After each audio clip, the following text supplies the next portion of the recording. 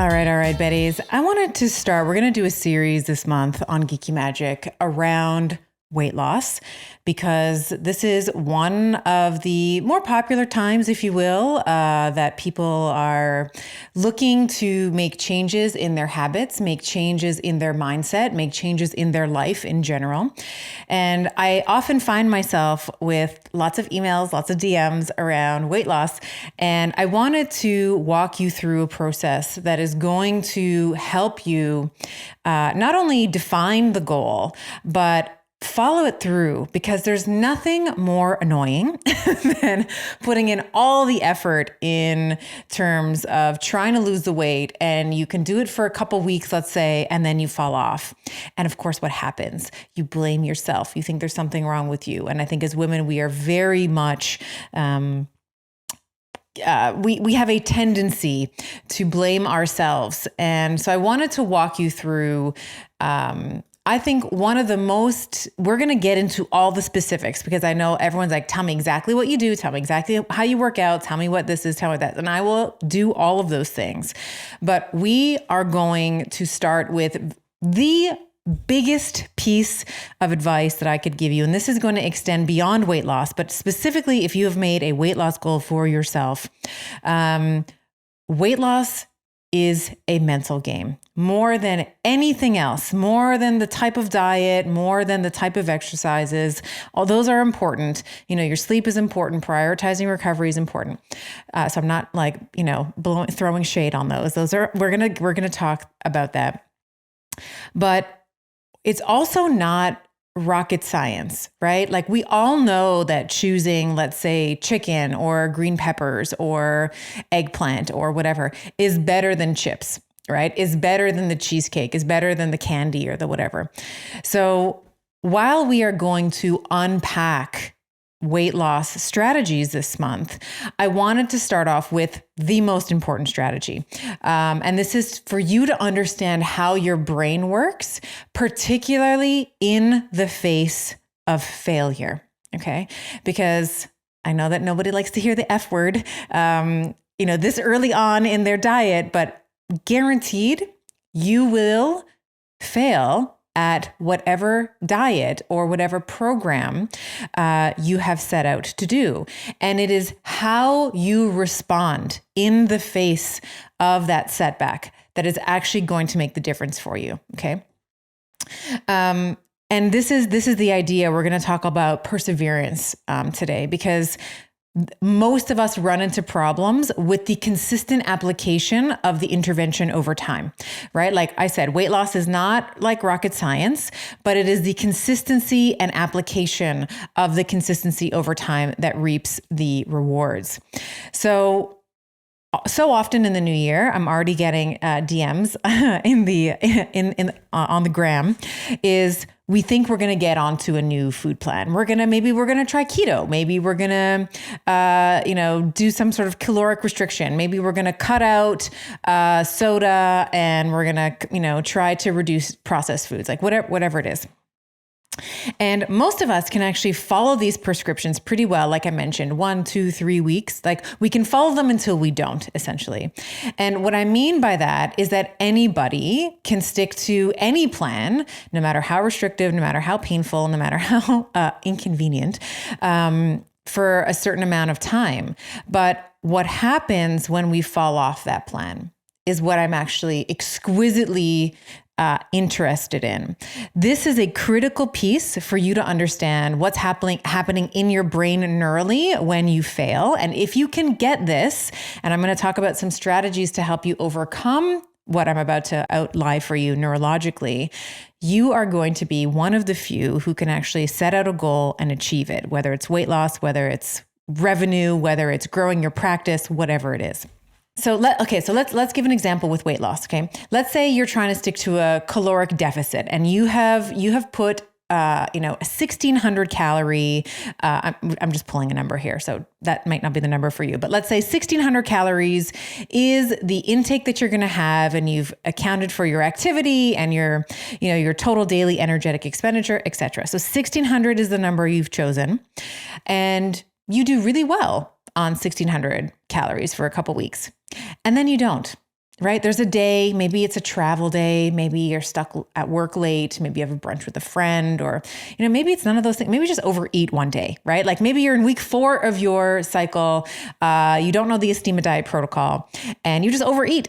And so what happens here, and this is true whether this is, I've seen this in my high profile, in my CEOs that I've worked with, all the way to the general population. When it comes time, so what I often do with my clients is I will, every couple of weeks, I like measurements and I like photos, right? So I like to see progress photos and I like to see measurements. So, at least measurements in the waist and hip, but I actually like full body measurements. So usually what happens, whether you're a CEO or you're, somebody may be trying to do a diet on your own, this is the type of languaging that I typically hear. It's like, well, I was doing so well, until last Thursday. And instead of having 1,600 calories, I ended up having like 1,800 calories. And then I just had the case of the fuckets, right? It's like fucketitis. And I just had the whole cheesecake rather than just having the one that I had originally planned for. And that right there is a really interesting neurological phenomenon, right? So obviously eating the one piece of having the one piece of cheesecake and going over your caloric allotment for the day wouldn't really cause you to gain weight. It actually, in the grand scheme of things, doesn't really matter. But eating the whole cheesecake matters, right? And of course, having the whole cheesecake, or throwing it into the fuck it bucket, as they like to say, because I never say those things. I never swear, even though I've just sworn 3 times in the past 2 minutes. I swear all the time. Okay, so what happens here is eating the whole cheesecake activates shame, right? Guilt and shame. Like, what's wrong with me? Why did I do this? Why can't I ever stick to anything? Like, I can never follow through on what I start, right? And you might think that having one of those experiences, like overeating one time, like having the whole cheesecake and having those feelings of shame and blame and guilt, would protect us from another incidents like that happening in the future. But of course we know that that's not true, right? You and I both know that that's not the case. I've had times where I'm like, frick, like I've had so much to eat. Like this is absolutely not what I had planned. And if that were the case, of course, cheesecake companies and the like, wouldn't be in business, because we would have learned our lesson and we would have moved on. We would have chosen the veggies every single time over the chips. What actually happens is we repeat this cycle over and over and over again. And it's so frustrating. Like if this is you and you're like, God, like that's me. Like I set out and I'm going to have one piece of cheesecake, or I'm going to have one thing, and then I end up having way more than I had actually budgeted for.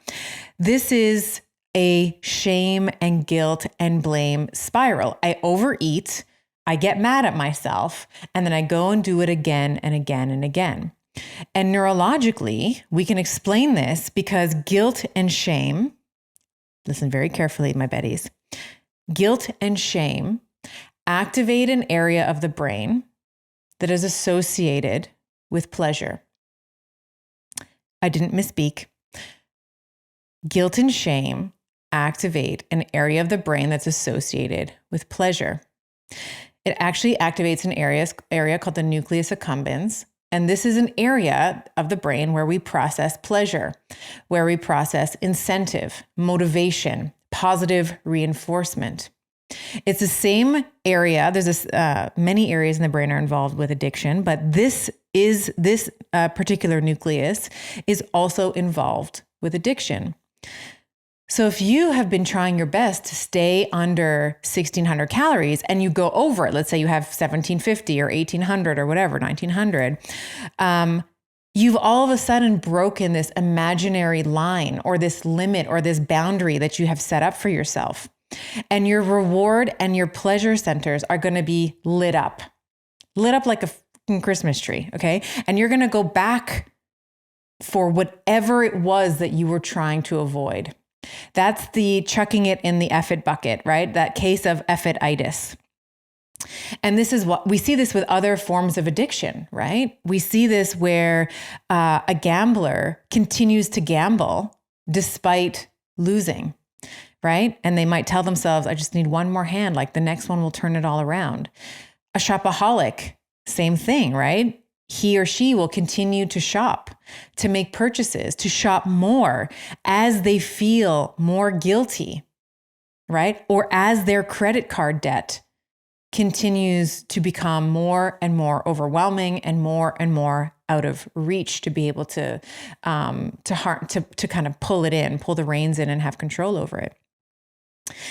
And so I share this with you because I want you to know that it is so hard neurologically to change our behaviors. And you might notice this in others, and maybe you notice this in yourself as well. People who love playing the victim. Oh, I have never been able to lose weight because, and then there's an excuse, right? Or I was told when I was younger that I was fat, or I was told when I was younger that I was ugly, or I was told by my mother, my father, my teachers, my preachers, whoever, that I was a certain way. And they keep that story with them. Right. Or like I've seen this. I mean, I was told all of those things. I was told that I was ugly. I was told that I was, stupid. I was told all of those things. A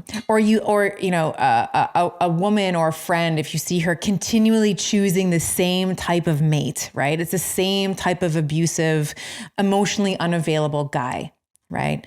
Or he or she has the same type of argument, maybe with their spouse or their mother or whomever, over and over and over again. And it's because that the guilt and the shame that they experience by engaging in those behaviors activate pleasure centers in the brain. So back to weight loss. When you've had the whole cheesecake instead of the slice or the half slice that you were planning on, the guilt and shame that you experience makes you want to feed the reward system again. And that's why you repeat this behavior several hundred or several thousands of times. And so this is why I'm sharing this with you for a reason. There's not doom and gloom. It's like, well, my brain, I'm activating, so I'm just going to give up. No. If you set overly restrictive boundaries in your diet, like I'm only going to consume 1,600 calories, you most definitely are potentially, I would say potentially, but I'm going to just be more blunt. You are most definitely setting yourself up for failure until you learn how to deal with the feelings of guilt and shame in your body and how you can prevent the overeating and the self-sabotage in this weight loss game. Now, that's not to say that you can never have more restrictive boundaries in your diet, but you must learn to deal with the activation of these pleasure centers in your body. So the first step for you, should you choose to accept, of course, this is always optional, but the first step in figuring out if you have any of these unhealthy associations or behaviors around food is just, for me, for example, I know that tortillas and guacamole, I don't do well with those. Like whenever there's tortillas and guacamole present, I eat too much. I tend to, so I always like to, what I'll do is I actually replace the tortillas with vegetables. But the first thing is for you to notice, do you have any unhealthy behaviors around food or certain foods? I would gander that 99.98% of you listening have some type of unhealthy association with food or behaviors around food that you may want to change. And then, so once you've identified the behavior or the association with that food that you'd like to change, then we want to look upstream, right? Because behaviors are actually never the problem, right? And this is the same with parenting, right? It's never the behavior that we want to correct. It's upstream in the brain. Because your belief systems, the brain, the stories that you hold in your mind, in your brain, around yourself, right? Around your worth, around what you deserve, around your desires, are going to drive some of these negative behaviors that self-perpetuate this loop that you really want to stop, but your subconscious or your unconscious keeps driving it forward. So, little neural hack I want to share with you is around breaking the addiction of shame and its consequences. So the very first thing I'd like you to do, and this doesn't have to be around food, it could really be around anything, but we're going to stick to kind of the food example because we're talking about weight loss specifically. But this could apply to any type of behavior, any type of shame that you feel, whether it's about your body, whether it's about your capabilities, anything at all.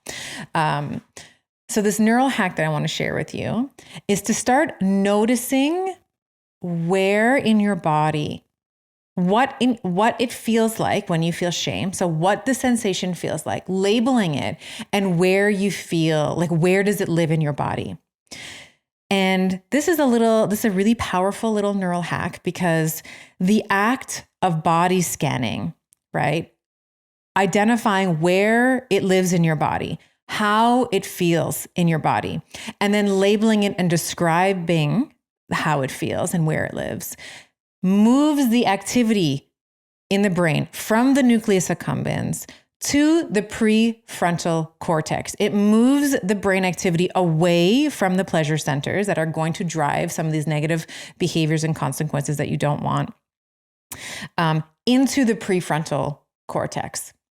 And I've talked about the prefrontal cortex on many podcasts before, but just as a quick recap, the prefrontal cortex, and actually I'd say the frontal lobe, of which the prefrontal cortex is a part of, one of the primary functions of the PFC and the frontal lobe in general is to act as an inhibitory to lower brain centers. And in this case, the nucleus accumbens in the pleasure center.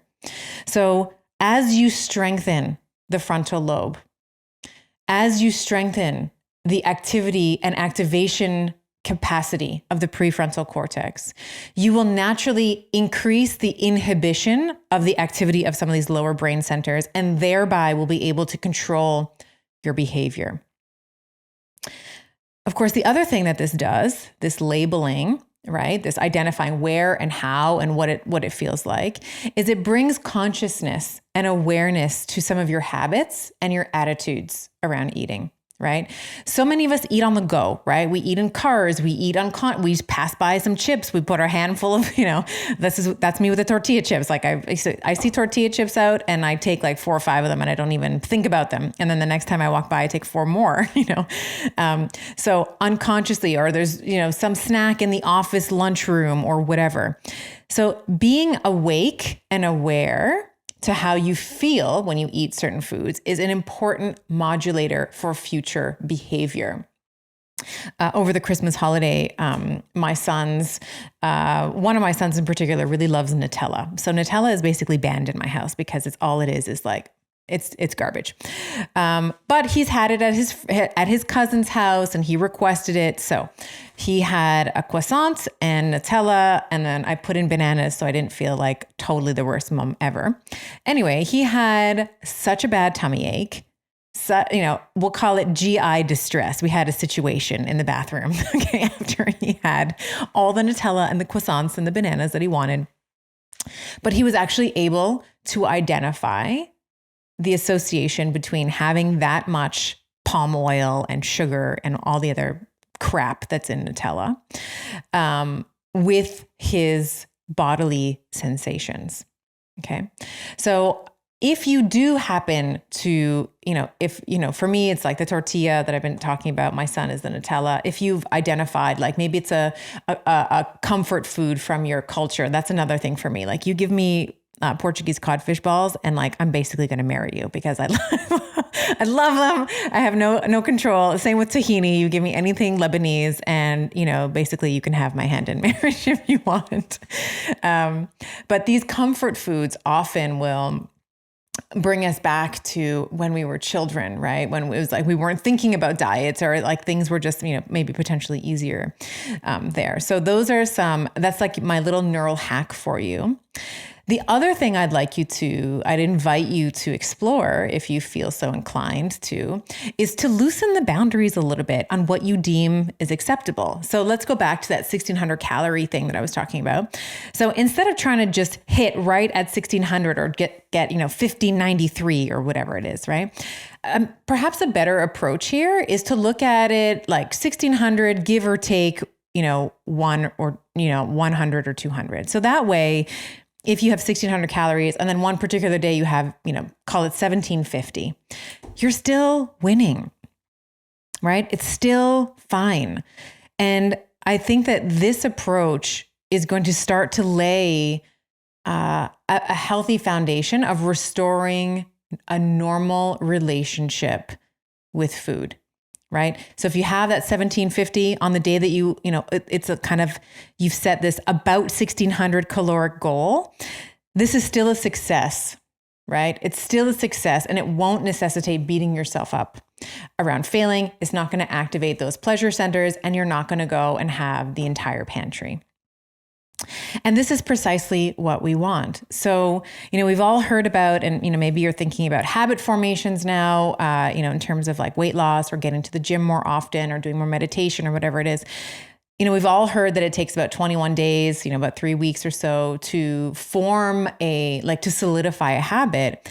But if you can catch yourself in that little neural hack that I gave you, and like, where does it live in your body? How does it feel? And label it.